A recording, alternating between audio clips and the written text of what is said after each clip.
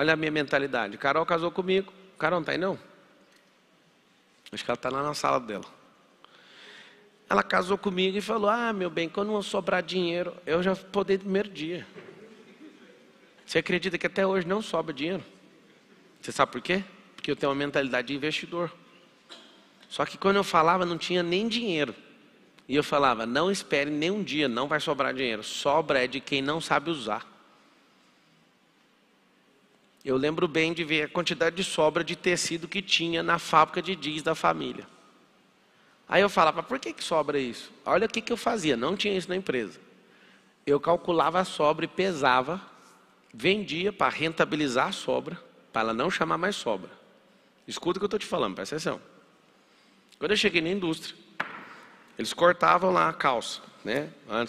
Antes de costurar a calça, ela tem a frente, tem a traseira, tem os bolsos, tudo que tem de costura aqui, ela tem a parte, as pecinhas, igual Lego. Então cortava, mais ou menos aí dava 84% de aproveitamento e 16% de sobra. Você calcula o ano, você gasta quantos milhões comprando tecido? Vamos supor, vou te mostrar aqui, ó. Faz aí, Vini. Você compra 5 milhões de reais de tecido, 5 milhões vezes 16%, olha o que é a sobra. Vai dar quanto aí? 800 mil reais de lixo. Aí beleza, você não entende disso, vai cortando, vai virando lixo. Você ainda vai gastar dinheiro com um saco de lixo, se você não guardar o saco do rolo do tecido. Aí tem gente que desembala o negócio e vai jogando fora. Inclusive a palestra desse final de semana, acho que vai ser a de domingo ou de amanhã, vai ser sobre gestão de recursos. Talvez é uma das coisas que eu mais domino na minha vida. Amanhã? Amanhã vocês vão ficar com a... Vocês vão falar, mano, não é possível, esse cara está fazendo eu enxergar o recurso de outra forma. Por quê? Porque é isso que faz qualquer pessoa também prosperar. Entender sobre recurso. Gente é recurso, clima é recurso, o solo é recurso, o subsolo é recurso, o futuro é recurso, o passado é recurso. Aí você vai falar, não é possível. O que aconteceu?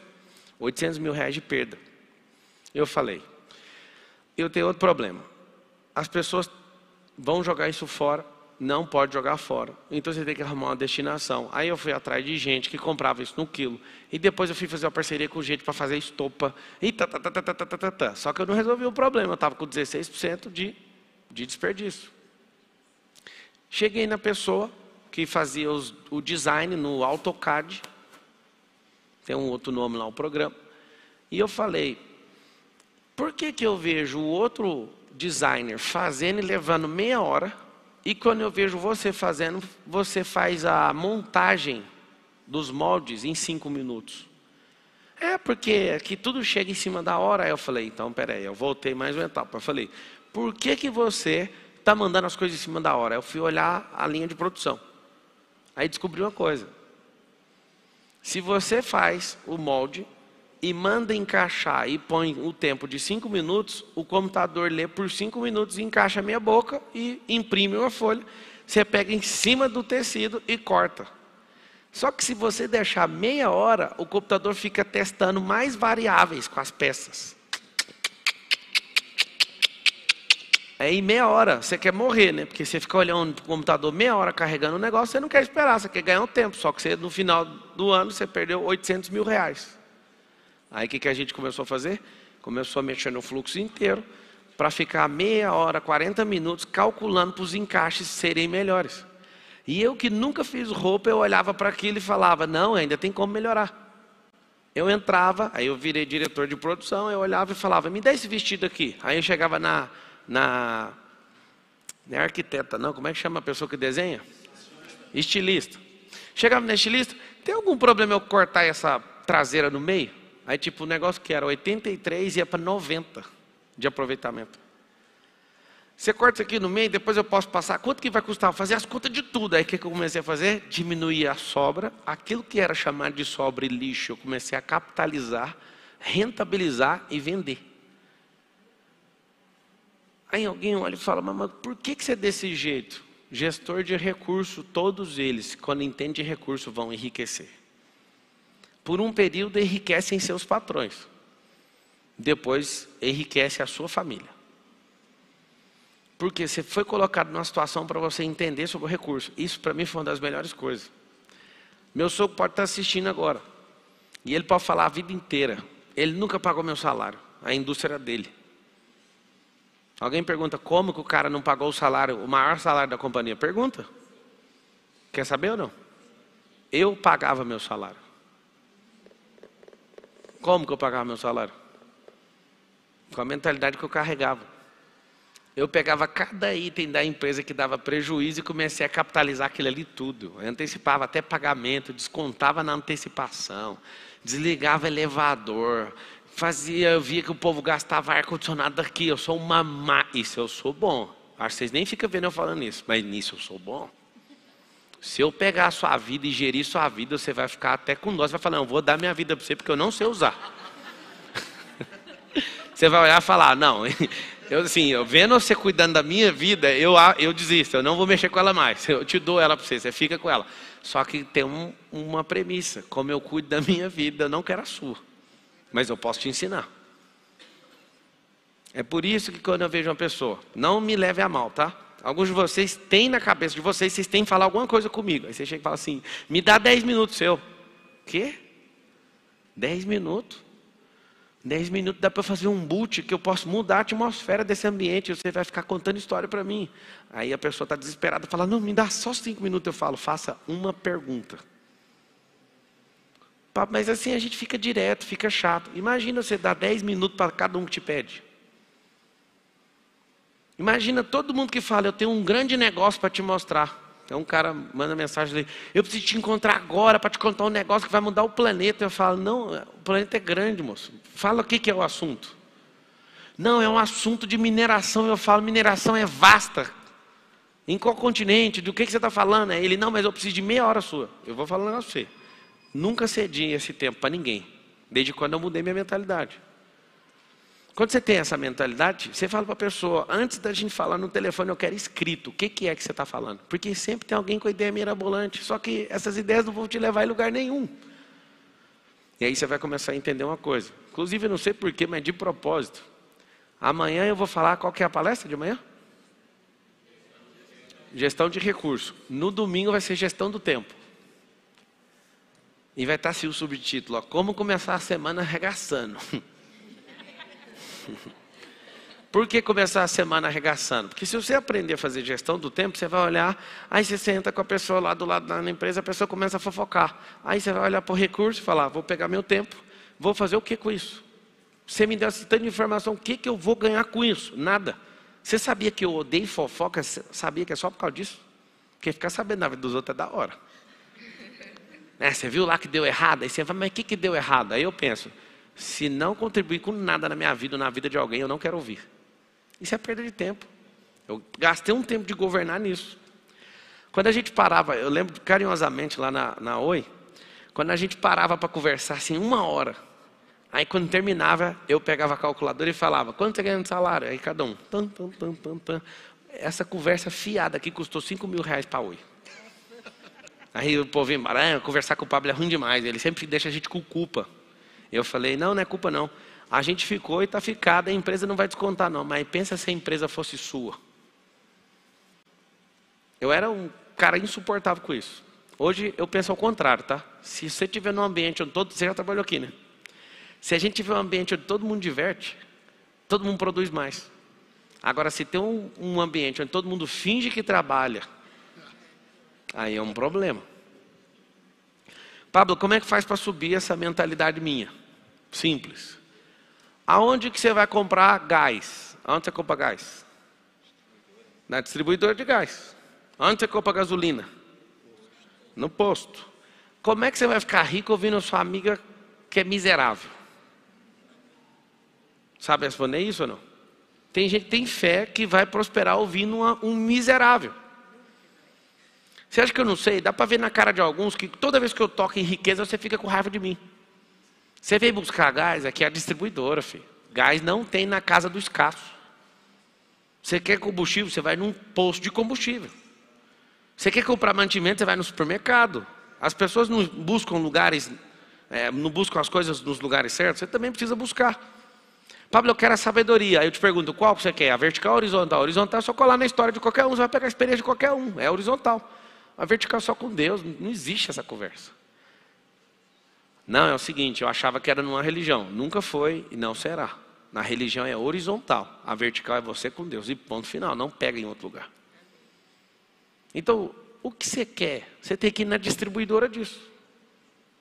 Já falaram para mim 10 vezes, para de falar de dinheiro do jeito que você fala, para de falar de prosperidade. Fique em paz, amigo.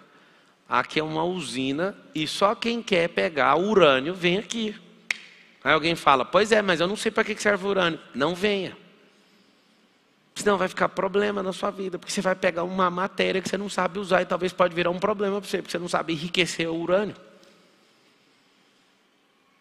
Como é que constrói essa mentalidade então, Pablo? Tem que colar em alguém que tem. Senão vai ser só uma fábula. Você sai dessa palestra sempre energizada, minha vida vai dar certo. Eu recomendo que você saia ao contrário, que você saia com raiva. Eu recomendo que você saia puto. E fale, mano, o que eu fiz com a minha vida? Essa geração, apesar de ser assustadoramente inútil, é uma geração que vocês têm uma chance muito maior do que as outras. Porque os negócios estão tudo pronto. Nos passo a passo está desenhado. Você pega um livro meu, você lê, aí você pega do Janguier Diniz, você lê, está falando a mesma coisa, você pega do Flávio Augusto, você lê, está falando a mesma coisa, você vai pegando do outro. Parece que a gente até senta nas mesmas mesas. E senta. E a gente anda nessa mesma frequência, entrega para todo mundo e a pessoa não presta atenção. Você pega um livro dos 10 e olha, eles estão falando a mesma coisa. Tem que fazer network, anota aí. Se não fizer network, não vai crescer, ponto. Sabe o que é? Tem medo. Põe aí então. Network menos medo vai ser 0. Porque se tiver medo, o medo sempre vai ser maior que qualquer outra coisa. Aí você pega aquela coisa e tira o medo, você está devendo. Menos o medo, acabou. O medo ele é negativo. O negócio seria nota 10, o medo é 12. Você faz uma coisa, está devendo 2. Tá, papo, o que eu tenho que fazer? Se você quiser ter uma mentalidade próspera, você vai ter que escalar a prosperidade. Realmente eu fico com muita compaixão de quem quer prosperar e do nada ela pensa assim, eu vou mudar para Alphaville. Eu posso te contar, eu vi muita gente quebrando, nem era quebrado e quebrou por fazer isso. Porque na cabeça da configuração ela pensou só assim, ó, a prosperidade está no lugar. Não está? O lugar geográfico tem uma frequência sim. Mas esse lugar aproxima as pessoas que têm isso. Não é uma mágica dentro de você. Tem gente passando dificuldade em Orlando, nos Estados Unidos. Significa o quê? Você acertou um item dos 12. E quer que os 12 destravem sozinho por causa de um. Você acertou um item, mas se ele for o item mágico, anota aí, na prosperidade não existe mágica. Você tem que anotar. Só para lembrar aí, ó, prospere ou morra do dia 15, do 11 às 20. Por que na prosperidade não tem mágica? Porque o que acontece do lançar da semente na terra não é magia, é natureza. Se você der conta de tirar tudo que é artificial de dentro da sua cabeça, naturalmente você vai começar a prosperar. Só de tirar. As pequenas falas que foram colocadas na sua cabeça na infância, na escola, não sei qual religião você participou, mas várias religiões travaram a prosperidade de várias pessoas. Você sabe disso ou não? Várias. Eu posso falar uma agora. Quem quer que eu falo? Não vou falar religião, mas vou falar o que está na sua cabeça. Você vai detectar e você vai dar um grito aí de raiva. Quer ou não? Vou pegar a história do jovem rico. Jovem rico chegou, viu Jesus. Oi Jesus, beleza? Estou aqui, eu sou bonzão. Eu queria ser seu discípulo, como é que faz? Aí Jesus olhou nele. Você quer mesmo? Quer? Vende tudo que você tem. E dá para os pobres. Aí ele olhou. Até meu tênis aqui eu tenho que vender então. Aí Jesus, olha o que ele falou antes para Jesus. Ele falou assim, ó. Bom mestre. E aí Jesus falou para ele, bom é só Deus. Acorda para a realidade, rapaz. E aí quando Jesus falou para ele, ele falou, mas os 10 mandamentos eu estou seguindo tudo direitinho. Aí Jesus olhou, tá mesmo? Tô. Então vamos ver se você ama a Deus. Conecta comigo aqui, vamos fazer um teste. Você ama a Deus? Na hora de falar amo, ele falou não amo. Ele amou um Deus, o Deus do dinheiro. Para quem não conhece, vale a pena anotar até para você estudar. Chama Mamon. Quem é dinheirista trabalha para esse Deus. Deus com letra minúscula. Mamon. E aí quando ele fala assim, eu vou testar. Por quê? Porque o jovem rico é uma expressão judaica que significa herdeiro. Não sei se você sabe, 86% dos herdeiros do mundo inteiro vão perder tudo que tem, porque os pais só deram dinheiro e não deram os drives de como fazer a riqueza crescer. E quando um jovem rico chega e quer tirar onda com a cara de Jesus, Jesus fala, vamos testar mesmo se você é rico.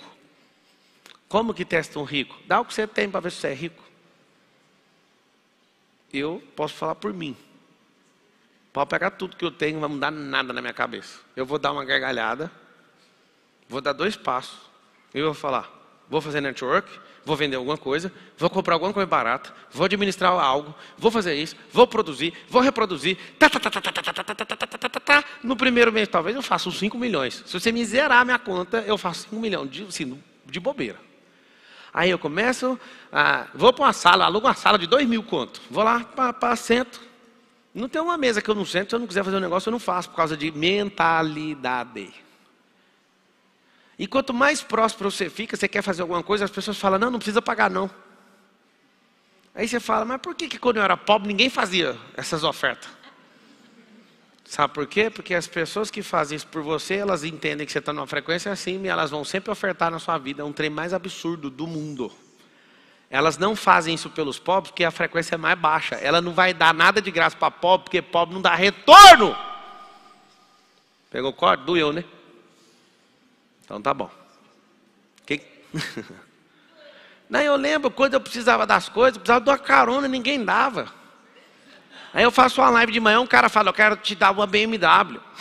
Eu falo, eu só precisava de uma carona quando eu era pobre, miséria, um City Pass para pôr no ônibus. Não vai ter não. Teve um dia que um jovem falou, Deus mandou te dar um carro. Aí eu falei, foi ele que mandou? Ou você está emocionado? Ele falou, não, foi Deus. Eu falei, então você vai fazer o seguinte, eu só aceito o carro se Deus falar para você o porquê que você tem que me dar esse carro. E em qual obra que eu estou precisando. Porque de verdade, eu não pedi para ele. Nossa, também ficou ofendido. Já me falaram que eu sei insuportável, mas não imaginava que era assim. Eu falei, não, Deus falou? Ele falou. Eu falei, então pergunta para o mesmo Deus, para que eu vou fazer com esse carro? Aí passou umas 2 horas, ele mandou a mensagem para mim assim, ele não falou nada. Eu falei, então fica com o carro, você só está emocionado. Esses dias uma pessoa chegou no Nésio, assistiu um treinamento dele e falou, Deus mandou te dar o carro. Aí o Nésio perguntou a mesma coisa. Aí o Nésio veio me perguntar, e aí mano, eu fico com esse carro? Eu falei, faz a pergunta, amigo. Fez a pergunta, a emoção vai embora. Engraçado, a pessoa que quer dar algo, só quer dar algo para gerar valor para a pessoa que está em cima. Para os pobres ninguém quer dar. O que aconteceu? Ele estava de frente de Jesus. Jesus falou para ele assim, vende tudo que você tem e dá para os pobres. Eu quero testar seu coração se você é rico. Você é rico? É. Então não vai ter problema, pode dar. Aí ele deu um passo para trás e falou, não, peraí. Ali naquela hora, aquele jovem ia ganhar um nome. Alguém sabe o nome do jovem rico? Não, né? Por que ele não tem nome? Porque ele é lembrado na história como um cara que só tinha dinheiro. É por isso que está escrito até hoje, jovem rico. Você não sabe o nome dele.